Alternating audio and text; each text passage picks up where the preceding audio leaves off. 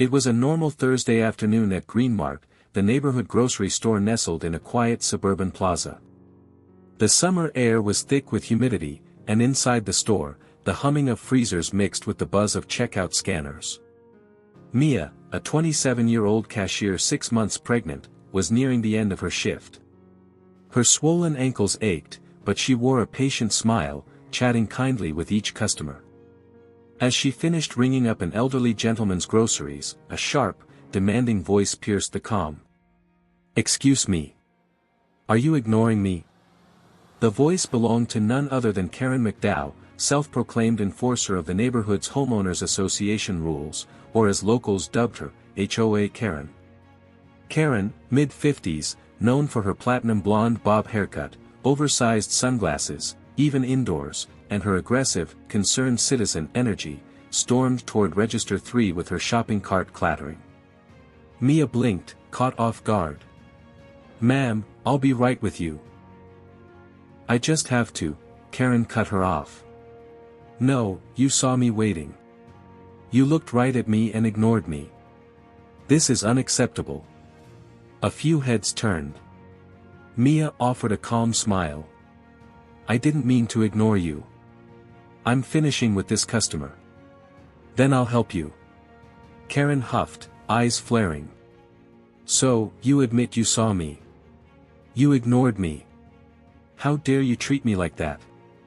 I'm on the HOA board of Millstone Creek, and believe me, I can have your job in minutes." The elderly man stepped aside, and Mia began scanning Karen's items. Karen kept muttering under her breath, things like, "no manners," "disrespectful," and "people like her." Mia tried not to react, but then Karen slammed her hand on the register counter. "Get me your manager right now."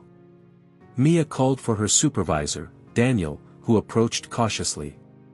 He knew Karen well. She'd once tried to report a stock boy for stacking soup cans too loudly. Karen launched into a tirade.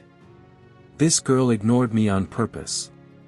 I demand she be fired immediately.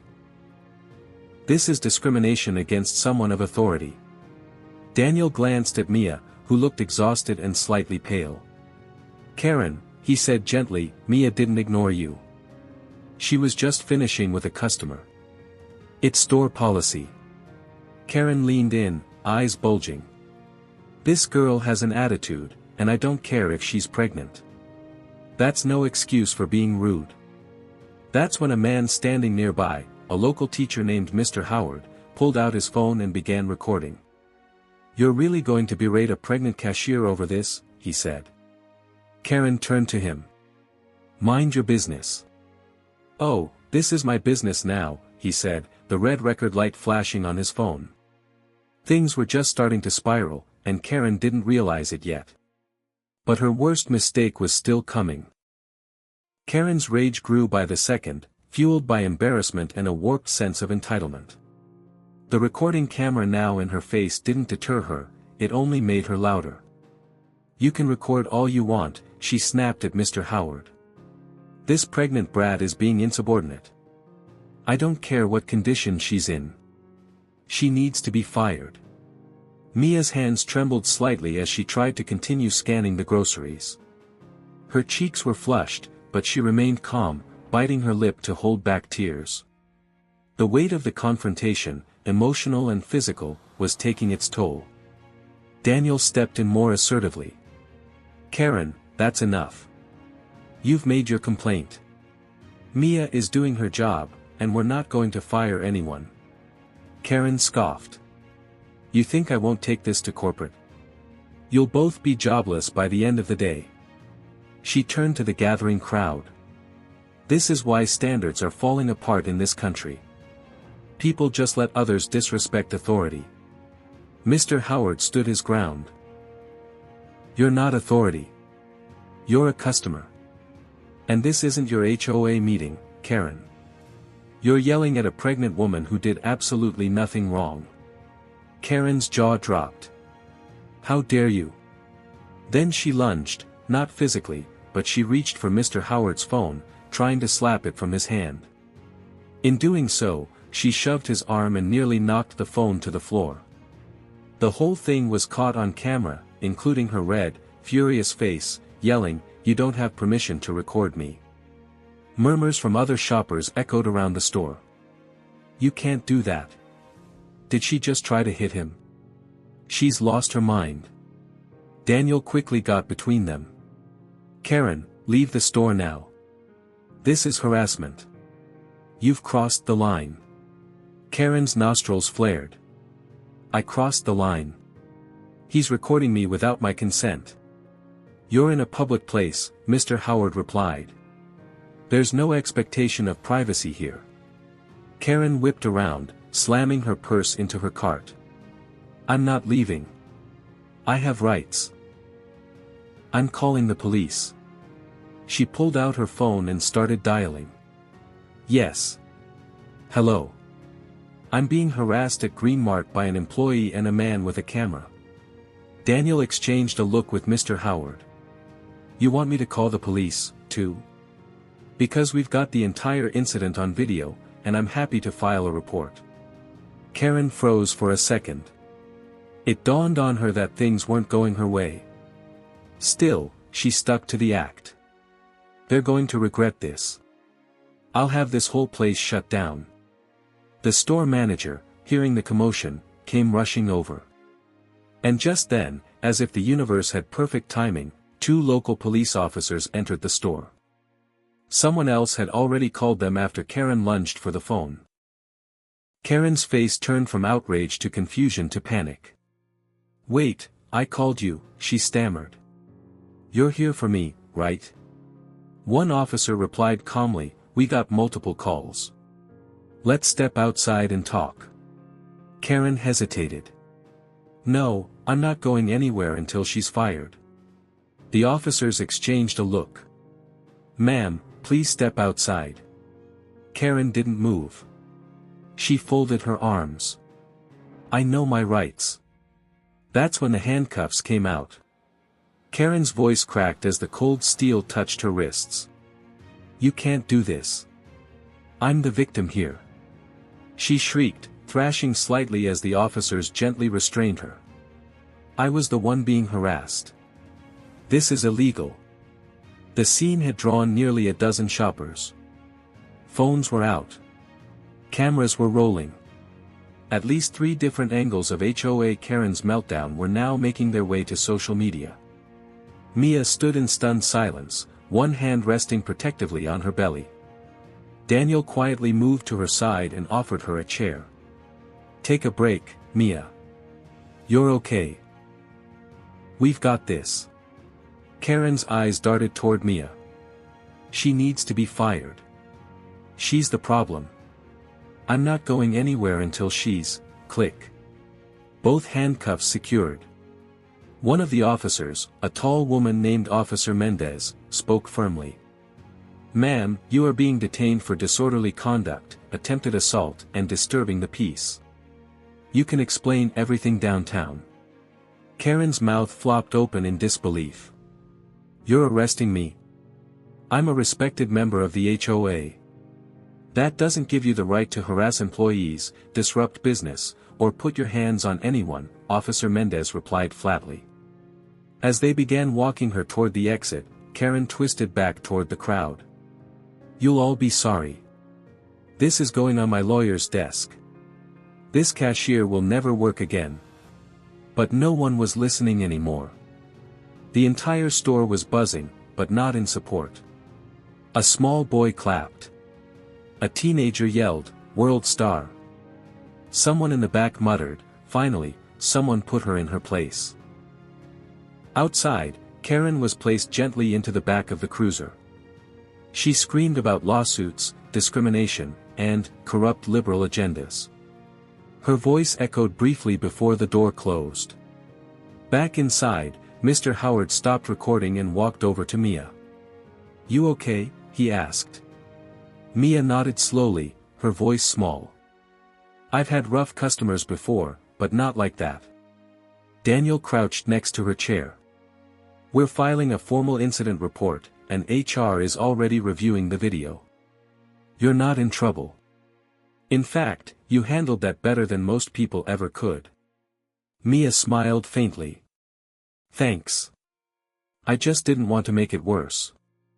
Mr. Howard added, you didn't. She did that all on her own. By the next morning, the videos had gone viral.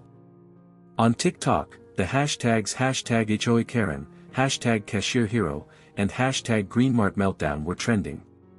Local news stations picked up the footage. One segment on Channel 5 called it, "The Fall of a Neighborhood Tyrant." Karen, now facing charges and very public humiliation, had gone radio silent. The HOA board she chaired put out a statement the next day, Karen McDowell's behavior does not reflect the values of the Millstone Creek community. She has been placed on indefinite suspension. Meanwhile, Mia was flooded with support. Customers brought her flowers, gift cards, even offers for paid prenatal care.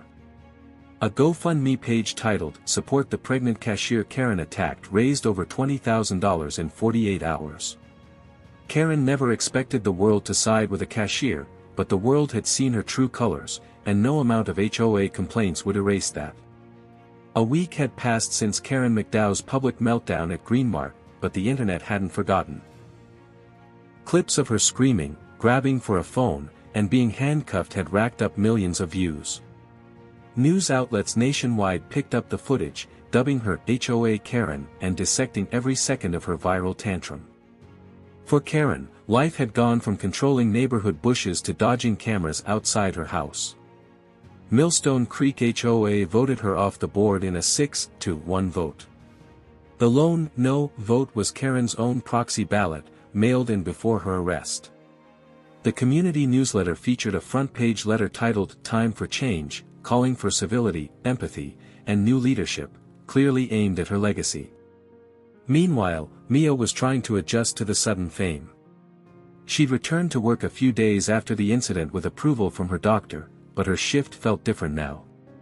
People recognized her. "You're the cashier Karen yelled at, right? You're famous. My daughter saw you on TikTok. She loves you." Mia smiled politely at each one, still processing it all. She hadn't asked for attention. She just wanted to do her job, take care of her baby, and get home safe. But the attention brought blessings, too. The GoFundMe campaign had topped $60,000, thanks to shout-outs from influencers and celebrities. A well-known maternity brand offered to sponsor her baby shower. An employment lawyer reached out, offering free representation if she wanted to press charges or take civil action. Mia declined the lawsuit. She just wanted peace, but she appreciated the gesture. One evening, as she left the store, a sleek black SUV pulled up. Daniel was walking out with her and immediately tensed up. But the woman who stepped out was not Karen. It was Karen's daughter, a soft-spoken woman in her early 30s named Emily. "Hi, Mia," she asked hesitantly. Mia nodded, confused but calm. "I just wanted to say I'm so sorry for what my mother did," Emily continued. "We're all embarrassed.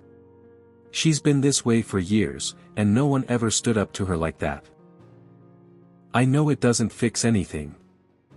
But I'm glad the world saw what she's really like." Mia blinked, unsure how to respond. Emily went on. "She's been ordered to attend anger management classes. The court gave her community service, and she's banned from entering Greenmart for a year." That last part made Mia chuckle. Honestly, that might be the best part. They shared a quiet laugh. Emily handed Mia a card, no money, no lawyers, just a simple note that read, "Thank you for your grace. You showed more strength in 5 minutes than she's shown in 50 years. As Emily drove off, Mia looked up at the setting sun, one hand resting on her growing belly. A strange calm filled her chest. For once, she didn't feel like a cashier caught in someone else's power trip. She felt like someone who had stood tall, and the world had noticed. And far away, in a now silent neighborhood where freshly painted fences lined the street, the HOA bulletin board still sat empty. Because, for the first time in years, Karen wasn't there to fill it with complaints. Enjoyed the story? If you liked seeing HOA Karen finally face the consequences of her own entitled behavior, make sure to like this video, subscribe to the channel, and turn on notifications so you never miss the next jaw-dropping story. Got a wild Karen encounter of your own? Drop it in the comments below. Your experience might just inspire our next episode. We share the stories people are too afraid to tell.